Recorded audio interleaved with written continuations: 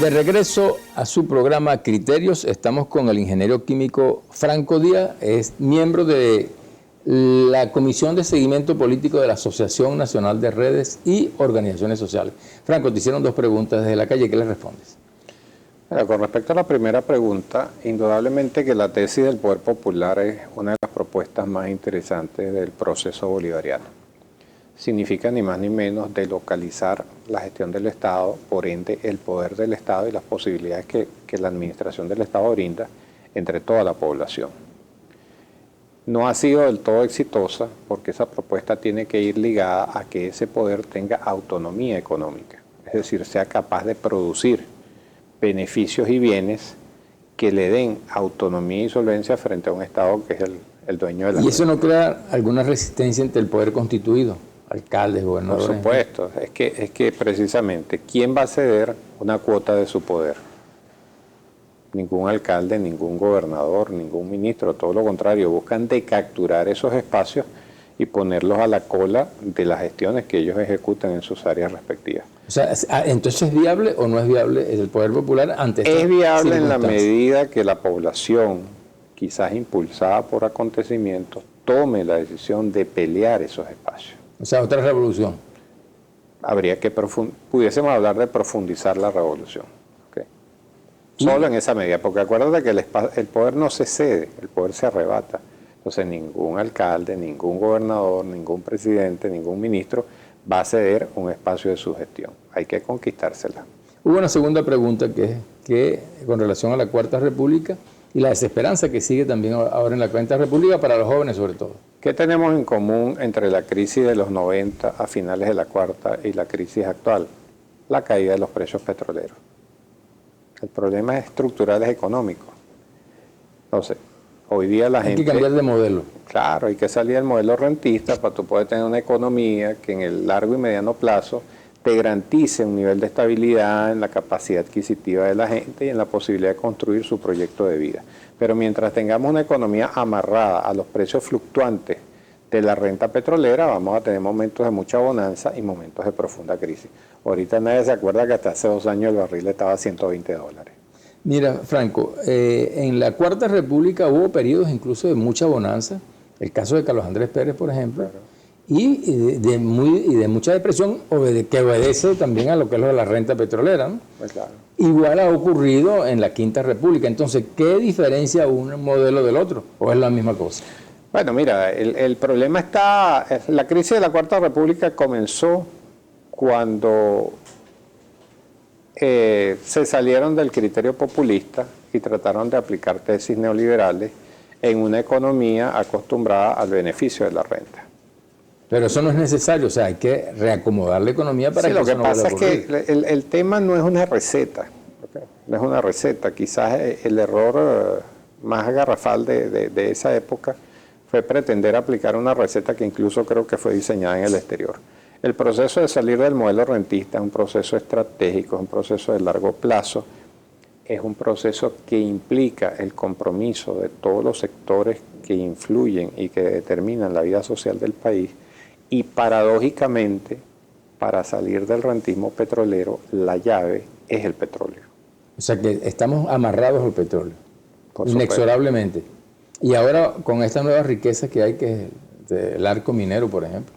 Eso no es una alternativa. Eso en todo caso, bueno, sí va a generar unos significativos ingresos. Por ahí vi algunos cálculos de gente que dice que las reservas auríferas del país montan algo así como $300.000 millones, pero lo cierto es que la explotación minera es uno de los modos de producción más miserables.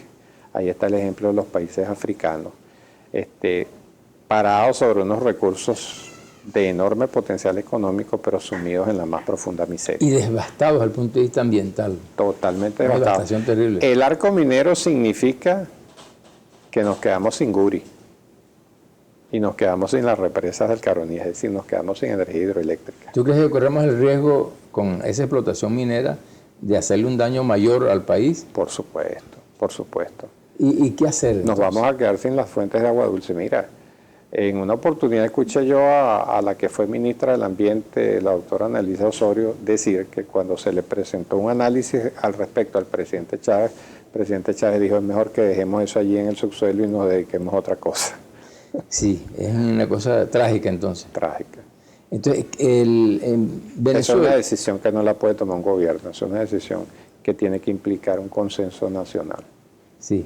Bueno, en este momento estamos viviendo una pugnacidad pues, entre lo que son las fuerzas de la oposición y el chavismo. Hay quien dice que no hay ninguna respuesta, solución desde un solo bando. ¿Tú consideras que es necesario o que haya algún encuentro entre los diferentes factores que están en pugna en este momento? Si no llegamos a un acuerdo, no hay salida. Y yo diría que en esa mesa de diálogo tiene que estar mucha gente que todavía no está. Tienen que estar todos los factores que hacen vida en el país. Porque aquí se trata de tomar una decisión estratégica y plantear un modelo para salir de esta crisis estructural. ¿Qué tipo de modelo sería? Mira, tiene que ser un modelo productivo. Todas las sociedades, de los egipcios para acá, han salido de las crisis a punta de trabajo y estudio. Sí, entonces, pero tenemos un esquema cultural que lucha contra cualquier cambio que, sobre todo desde el punto de vista de la costumbre rentista que hemos tenido. Las revoluciones, cuando son de verdad, son revoluciones culturales. Fundamentalmente, ¿no? Sí. Mira, hay otro aspecto a nivel internacional que es Trump. El presidente Trump en este momento, mira, a lo interno tiene una cantidad de problemas y a lo externo peleándose prácticamente con el mundo. ¿Qué crees tú que pueda surgir con esta presidente en este momento? Hay una serie de elementos interesantes. Trump demuestra la contradicción entre el capitalismo industrial y el capitalismo financiero. Demuestra la contradicción entre el Estado nacional y el Estado global, que las dos son propuestas del modo de producción capitalista. Y bueno, Trump está atrapado en lo que yo diría la leyenda norteamericana del destino manifiesto. O sea, Trump le ha vendido a los ciudadanos norteamericanos que ellos tienen que regresar a ser la potencia dominante en el mundo. El tipo parece que entiende que ya no lo son, pero está cayendo a niveles xenófobos, racistas, a un aislacionismo cuando plantea esa tesis del muro para separarse de México, etcétera, etcétera. Quizá acude a lo que son las potencialidades instaladas históricas de la sociedad norteamericana, pero está desconociendo que el mundo de hoy es muy distinto al mundo de hace 60 o 70 años atrás y que esa competencia no va a ser fácil para los Estados Unidos hoy en día, sobre todo cuando tienen frente a dos colosos en emergencia como son China y Rusia. Ahora, lo preocupante de esto es que, fíjate, en el siglo pasado las grandes guerras fueron guerras de naciones capitalistas entre sí. Hoy en día entonces tenemos tres potencias capitalistas que se van a pelear el espacio económico del planeta. El escenario no es nada fácil. Venezuela, dentro de ese contexto, ¿cómo lo ves?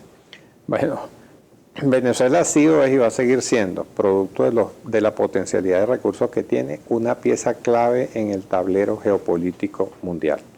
Basta revisar nuestra historia para ver la importancia geoestratégica que Venezuela siempre ha tenido. ¿Por dónde entraron los conquistadores hacia el continente americano? Por Venezuela. El primer mapa del Nuevo Mundo es el mapa de las costas de Venezuela. ¿Por dónde se inició el proceso de la revolución independentista? ¿Y cuál fue el país líder de ese proceso en Sudamérica y en América Latina? Venezuela. Y hay una pequeña anécdota. Durante la crisis de los misiles cubanos, Robert Kennedy, que era en ese momento el fiscal general de los Estados Unidos, le pasa un informe a su hermano Kennedy, que era el presidente, John Kennedy, y en el informe cita, por ejemplo, que una de las razones por las que Estados Unidos no podía permitir la instalación de misiles nucleares en Cuba es que eso impedía una acción militar de Estados Unidos sobre Venezuela. O sea, en ese conflicto de los misiles, la joya de la corona era Venezuela. O sea, que seguimos siendo un apetecido... Con esos recursos petroleros, con el coltán, con el oro, con los diamantes, con el agua. Lamentablemente hemos llegado al final de este segmento, Franco. Pero quería preguntarte otras cosas. Bueno, pero ¿qué reflexión le das tú al país? Mira, la reflexión que le doy básicamente es: estamos en una crisis de credibilidad política e institucional en el marco de una crisis del modelo rentista. La salida implica convocar a los ciudadanos más conscientes, a los más comprometidos con el futuro de la nación, para la construcción de una propuesta conjunta que nos permita salir de ella. Sin distingo de parcialidades políticas. Vamos a tener que darle participación a todo el mundo. Mientras más participen, habrá más consenso y habrá más compromiso. Muchísimas gracias, Franco. De nada. El país necesita hacer crecer su economía de manera sustantiva y evitar a toda costa la creación de nuevos capitales inorgánicos que solo redundarán en mayor inflación. Ese crecimiento dependerá en buena medida de la visión de crecimiento del país que tengan los dirigentes políticos. No obstante, la elección de un modelo común y la coordinación de una agenda de trabajo compartida no es fácil cuando la nación se encuentra sumida en una polarización profunda y en una crisis que va más allá de lo económico y atañe a las instituciones mismas. La descentralización luce anulada frente a la enorme influencia que las decisiones de la capital tienen sobre las realidades regionales y estas a su vez parecen ser incapaces de generar nuevos modos de incorporarse a la productividad requerida sin el apoyo del Ejecutivo Nacional. Las elecciones venideras cambiarán el mapa de los liderazgos regionales y se generarán nuevas tensiones, así como también nuevos equilibrios, pero sobre todo deberán desarrollarse nuevos liderazgos que piensen en el país y hagan planteamientos que contribuyan con la restauración patria que queremos y necesitamos. Hemos llegado al final de su programa Criterios. Será hasta el próximo domingo a esta misma hora. Tengan todos un feliz día. Y recuerden que en Globovisión nos vemos todos.